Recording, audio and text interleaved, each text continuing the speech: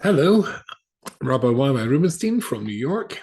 I've got another 6 questions that Light Through Loss sent to me. Actually, to be honest, they sent me 12, but I had to do it in 2 sessions, so I hope you forgive me. So I've got 6 more. Um, and as I said before, I don't know who the questions are from, whether it's a boy or a girl.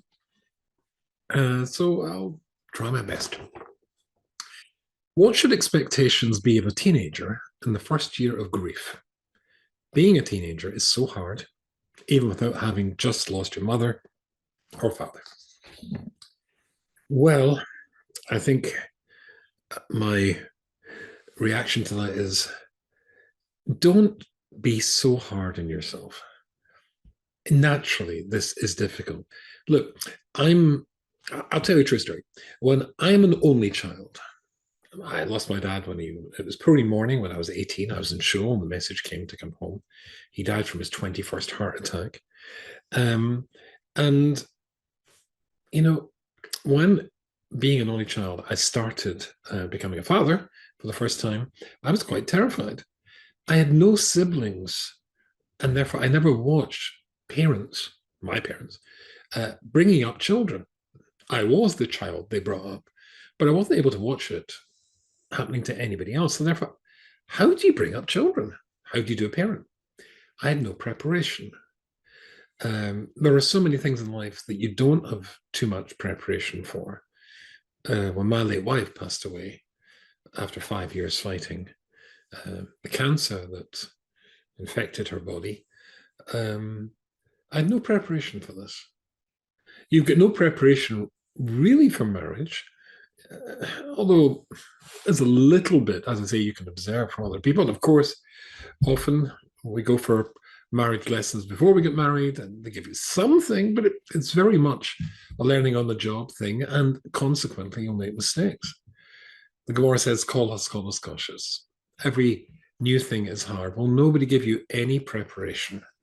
Nobody gave me any preparation for losing my father. Nobody gave me any preparation for losing my wife. And nobody gave you it either. I mean, nobody thinks it's a really great idea to sit down with kids and say, you know what, there's so much life offers you, but it might just be a tragedy or two. And just in case your mother or father dies. So naturally, you're thrown into the most painful thing you can possibly imagine with no preparation. So, what should expectations be of a teenager in the first year of grief? Nobody can expect any more of you than you can reasonably give. And I don't think that you should expect any more of you than you can reasonably give either. Try and do what you can. But, the first year, it's not a coincidence that it's all mapped out in the Torah, which is so brilliant. The 7 days of intense mourning, 30 days, and then a year, and then a yahrzeit. It becomes easier. But at the first year, it's tough. So nobody should expect, and you shouldn't expect more of you than you can actually give.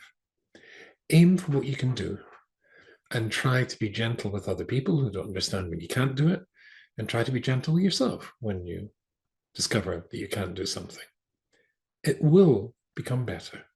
You'll find that sometime soon you will be able to do it, but don't try and do things that you can't do now. And don't try and be what you can't be yet. Next question. Will life ever be normal? Will just the word mum always be a trigger? Well, the good news is, yes, life will become normal. But it might be good news that you don't want to hear. Because when you think or hope for life to get back to normal and for the pain to go away, in the back of your mind, you're afraid that really you're looking forward to the time when it doesn't hurt so much. And isn't that a betrayal of the mother or the father that you've lost? But Hashem is kinder to you and kinder to me than sometimes we feel we deserve. It takes time. Time is a healer, but you will be able to move on. You are expected to move on. No mother or father would expect you not to want to move on. But it's not moving on completely. That's why we have a yahrzeit. You're expected to remain attached. Just because they're not here, just because you can't see them, Doesn't mean to say that they're not connected to you or you're not connected to them. You are. But any mother or father, just make it you. Would you want your children's lives to be so uh, blighted by an unexpected death that they can't live, that they can't laugh, that they can't love, that they can't have children, that they can't have their own life? I don't think so. You wouldn't expect that of your children. Your mother or father wouldn't expect that of you. I wouldn't expect that of my children. So, will life be normal? Oh, yes. But don't feel guilty that you want it to be normal. It's just that it will take a while. But we want our children's lives when we're gone to be normal again. Next question. Going to the grave of your mother as a teenager. I don't know if I want to. It feels too much, but I feel like I should, or that maybe it will be good for me or for my mother. Very interesting question, obviously from the heart. All the questions are from the heart. I think taste it and see. You won't know until you actually try it. But I don't think it's a big thing to do. And it is something that's good for your parents because there's a part of our parents that do remain attached to the grave and they do benefit somehow or other from us going to visit them. That's why we have graves and graves with markers on them. However, what I would say is it'd be a mistake to go on your own. It doesn't mean to say that standing in front of the grave, you might want to say things or you might be emotional, you might not want somebody to see that. But I don't think you should walk towards that grave on your own. It could be an uncle, it could be, was it your mum or your father? Yeah, it's your mother. So maybe your father will come with you. Somebody you will feel comfortable enough to be there with you when you might get emotional. Never, it's a mistake to do anything on your own for the first time. You need somebody with you standing by your side. So I think you should try it. If it's too much for you, but someday soon you'll be able to go. It might well be the best thing for you. It'll certainly be a good thing for your mother, but you can only do it when you can do it. But don't do it alone. Here's a big one. The natural way of the world is your mum, dad should only pass when you're an adult. True. Your brain only develops fully when you're 25, plus or minus. And some people, not even then. Does this mean a teenager hasn't developed everything to be able to actually process such a tragedy fully? Obviously, I understand. I understand it, but it's not the natural way of life to have a mother pass when I'm so young.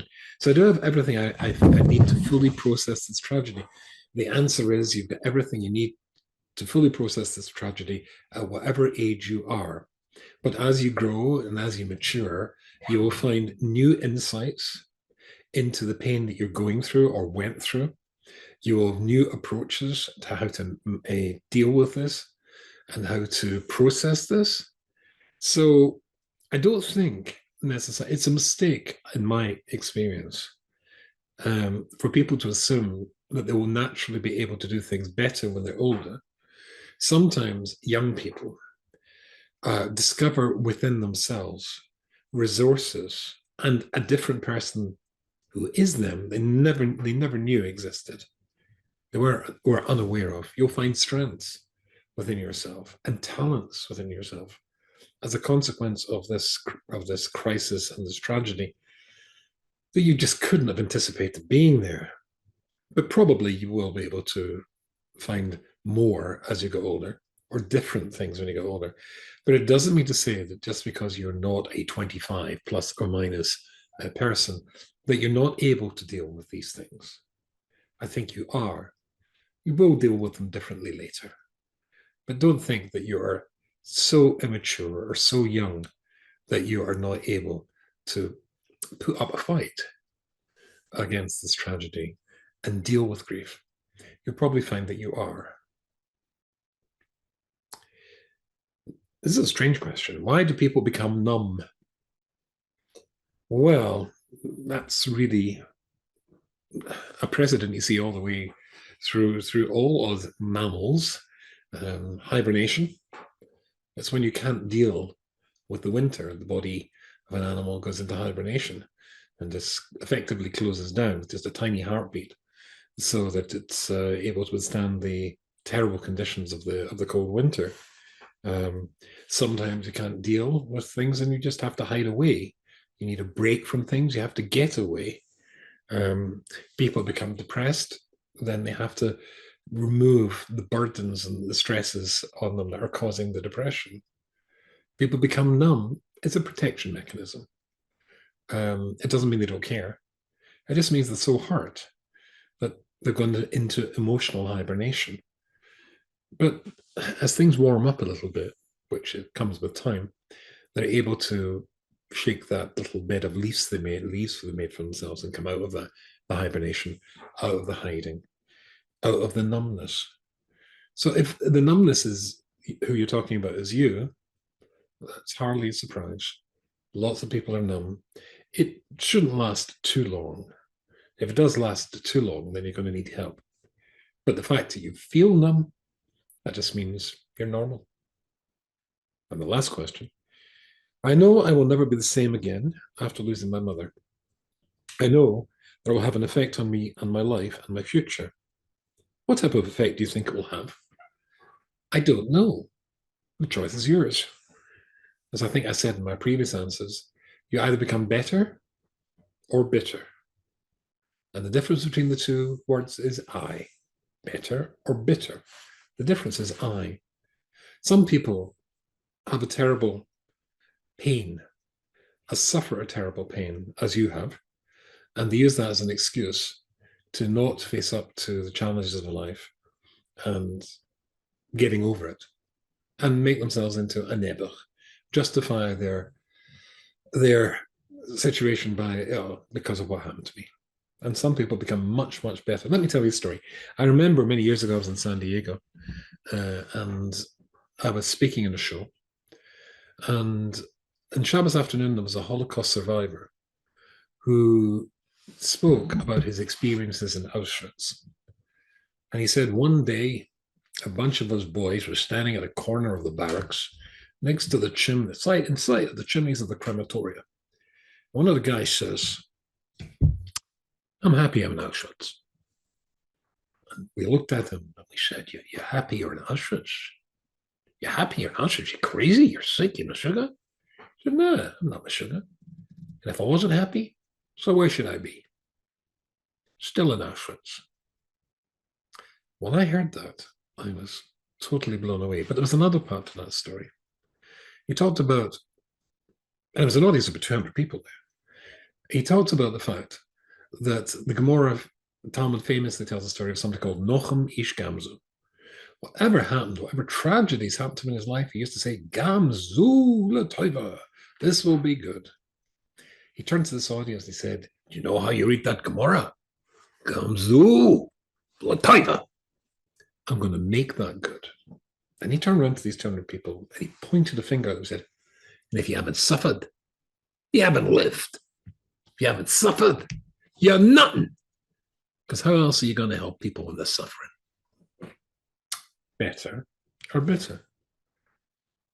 Probably one day. Look, people come to see me all the time for advice about cancer. I'm not a doctor, I'm not an oncologist, but they know that I know what they're going through. And so I'm able to help them. I think, what type of effect do you think it will have? Well, the answer is up to you. But it could be that you allow it to the effect of making you an outstanding person, perfectly equipped to help people in a way that other people would simply not be able to do. I hope these answers have helped, and I look forward to seeing you all again sometime.